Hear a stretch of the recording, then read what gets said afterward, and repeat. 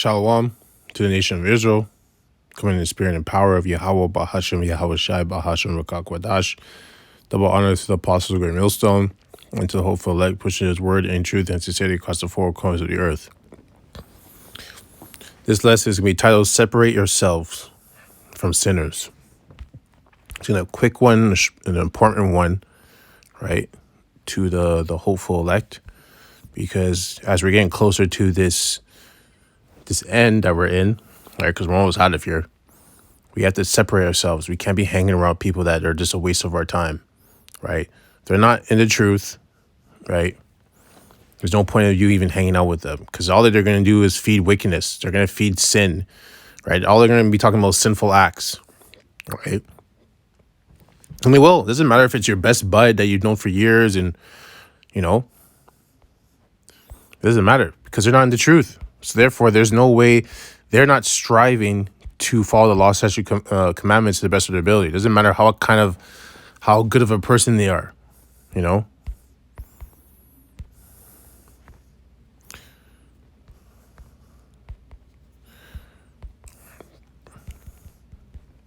like I'm spelling this wrong.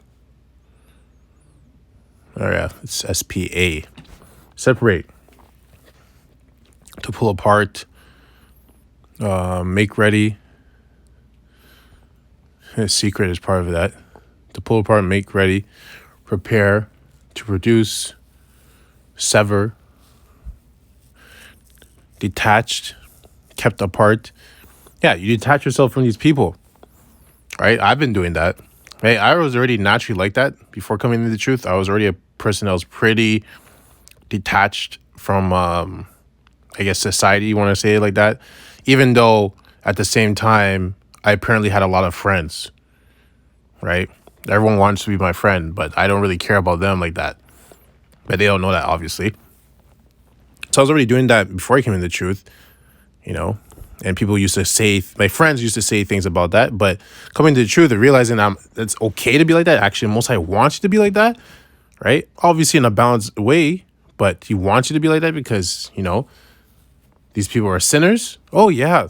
I amplified that, right? So it says detached, kept apart. You keep yourself apart from these people, right? Why would you want to be around them anyways? They're just wicked, right? You're just going to make you angry. They're going to say something that's going to piss you off because they're wicked. They're not following the law, statute, commandments. You're not even being judged for what they're doing, right? So you're going to get angry, but they're going to be judged anyways, right? Because when those missiles come, when everything starts to get crazy out here, that's when their judgment comes, right?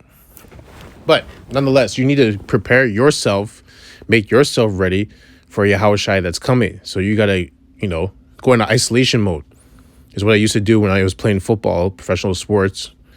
I used to separate myself from everybody.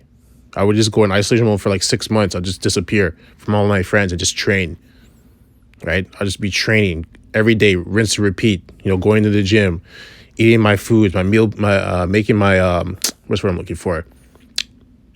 Meal prepping my foods, eating the same thing pretty much every single day, studying, working on my craft, working on my moves, right? For 6 months, I'll disappear.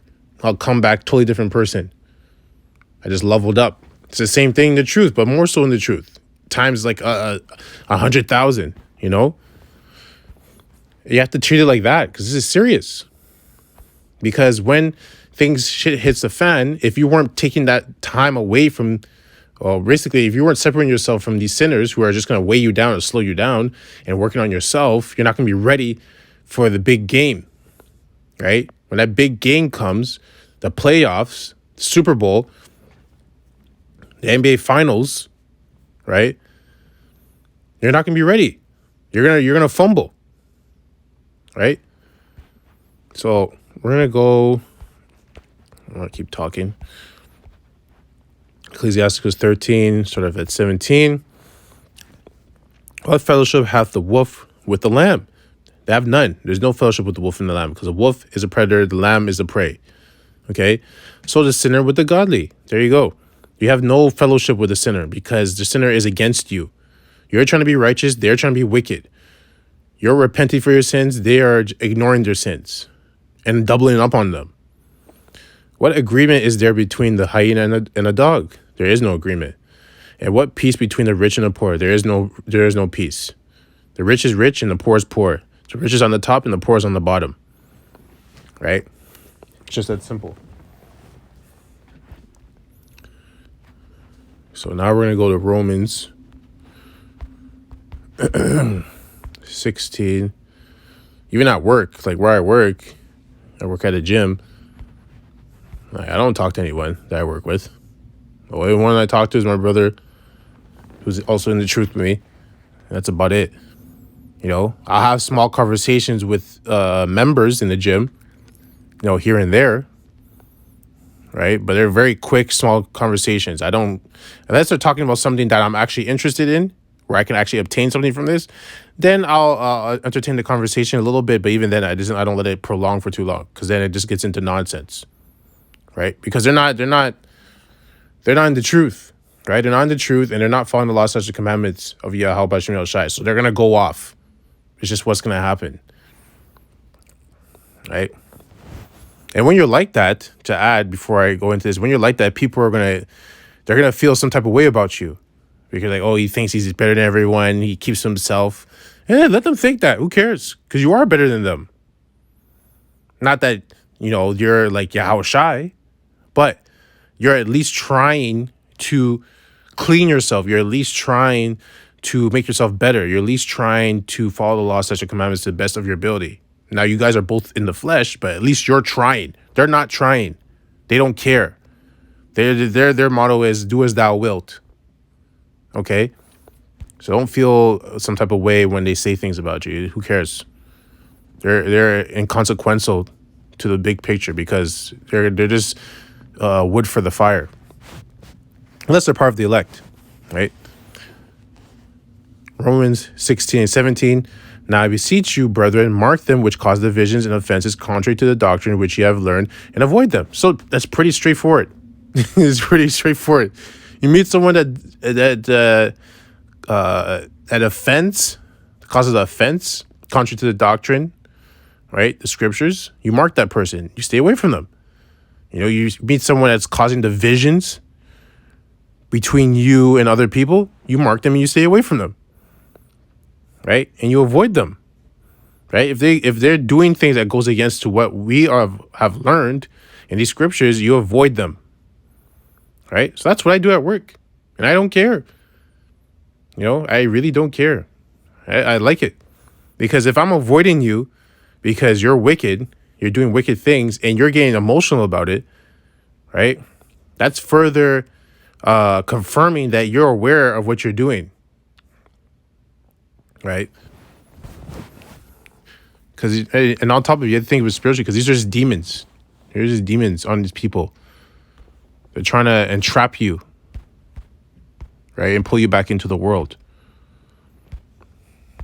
1 Corinthians 5. Right, because everything's spiritual. You got to see with your spiritual eye. You can't look at them as people. 1 Corinthians 5:9. I wrote unto you an epistle not to company with fornicators. Right? So we're not supposed to have company with people who fornicate, right? Who are fornicators, you know, contrary to the doctrine.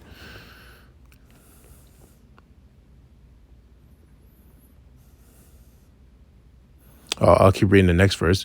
Yet not altogether with the fornicators of this world, or with the covetous, or extortioners, or with idolaters, for then must ye needs go out of the world.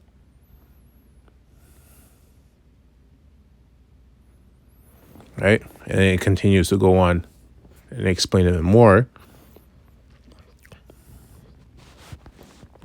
But like I said, I'm just going to make this short. Right? Because we are supposed to separate ourselves from these people. We have been called. Now, we're not chosen, but we've been called. It's like, you know, if you played sports, played basketball. I used to play basketball. You know, they would pick the best of the best from each team in a league, and they'll make an all-star team, right? And then before they make that all-star team, they'll have a tryout. So the best of the best from each team. Maybe there's like 20 teams or 30 teams in a league. They'll pick maybe 3 or 4 from each team, different positions. They have different skill sets. And then they'll have a tryout for the all-star team. So right now we're trying out for the all-star team. So if you're trying out for the all-star team, are you going to get lazy? The coach is going to tell you to do a drill or whatever the case may be. The coach might tell you to do this, and you're going to say, no, I'm not going to do it. Oh, no, I'm tired today. Today I'm tired, right? No, you're not going to do that. You're going to work your ass off because you want to make that team, because you want to be part of that all-star team and have all the accolades that come with it and all the power that comes with it, right? And all the benefits that come with it. Because you want that, right? And you have to think of it on top of it. Your friends, the people, well, I shouldn't say friends, but your other teammates on those other teams didn't get called with you.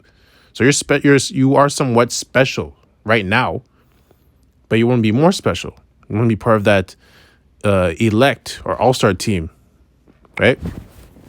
Because the elect are really the special ones. It doesn't matter at the end of the day if you're being called. It matters if you've been chosen. That's what matters. So right now we've been called, but we're not chosen yet.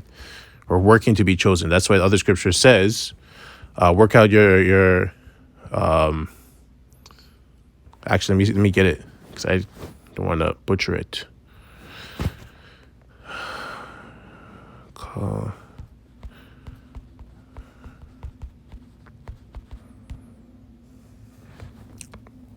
Okay, here, 2 Peter 1:10. Wherefore the rather, brethren, give diligence to make your calling and election sure. For if ye do these things, ye shall never fail. Or never fall, slug. Right? So we're trying to make our call to election sure.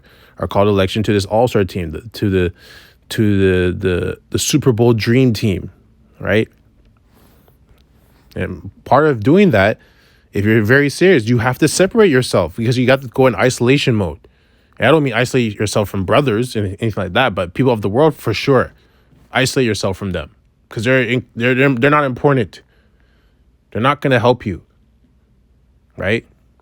Unless you need them for money or, for certain things, right? Like, you have a mechanic that's going to help you with your car. You're going to have someone who helps pay you your money, like your boss. You have to be nice to him somewhat to a certain degree, right? Then you have to do those things in a balanced manner. But outside of that, you have to separate yourself from these people. We got to go in isolation mode, and we got to grind and refine ourselves even more and even more and even more, right? Think of yourself as a caterpillar in a cocoon, and you're trying to turn into a butterfly,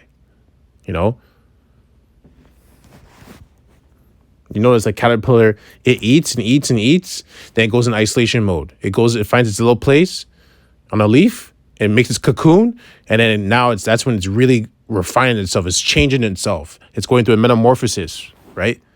And then when it's done, it comes out as a butterfly, right? It's the same thing. Okay, so the last one, then this will be done, is 2 Timothy 3:1. 2 Timothy 3:1. This know also that in the last days perilous time shall come. Right? For men shall be lovers of their own selves, covetous, boasters, proud, blasphemers, disobedient to parents, unthankful, unholy, without natural affection, truce breakers, false accusers, incontinent, fierce, despisers of those that are good, traitors, heady, high-minded, lovers of pleasures more than lovers of Yahweh, having a form of godliness but denying the power thereof. From such turn away.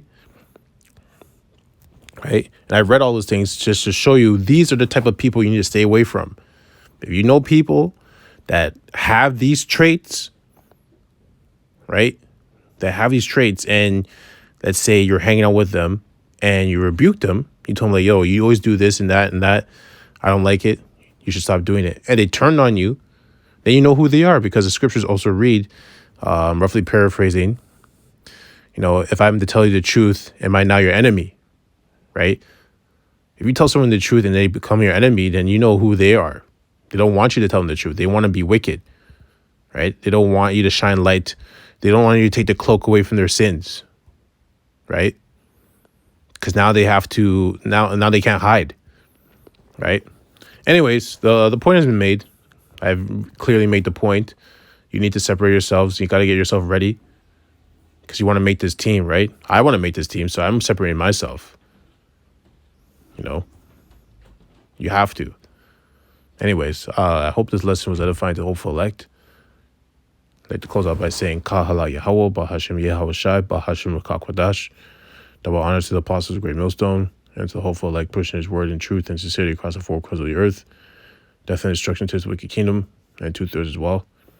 Kwam Yasharallah, Abad Babal, Shalom.